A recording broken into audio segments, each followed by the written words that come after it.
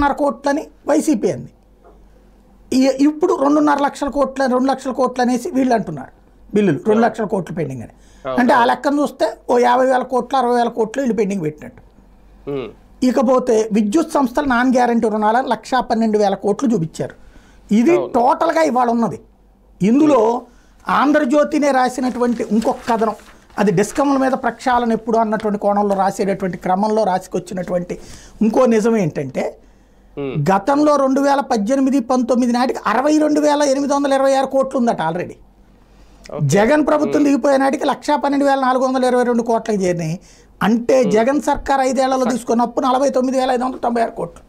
అదే సగం కూడా లేదు దాంతో పోలి. మరి ఏమనాలి దీంట్లో? అంటే వాస్తవం పక్కన ఫిగర్స్లో వాస్తవం చెప్తున్నారు, రాసే కోణంలో వక్రీకరిస్తున్నారు. చూపిస్తున్న అంకెలు లెక్కలు నిజమే, లెక్కలు నిజం, ఎందుకంటే తప్పదు అది.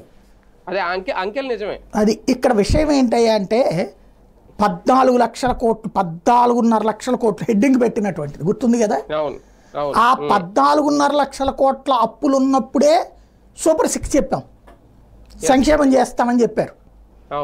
కానీ ఇప్పుడు ఉన్నటువంటిది పోనీ బాబు గారు చెప్పినట్టు 9.5 లక్షల కోట్లే కదా. అంటే 5 లక్షల కోట్లు తగ్గిపోయినాయి కదా అక్కడే. మరి అప్పుడన్నా ఇచ్చేయాలిగా సూపర్ 6.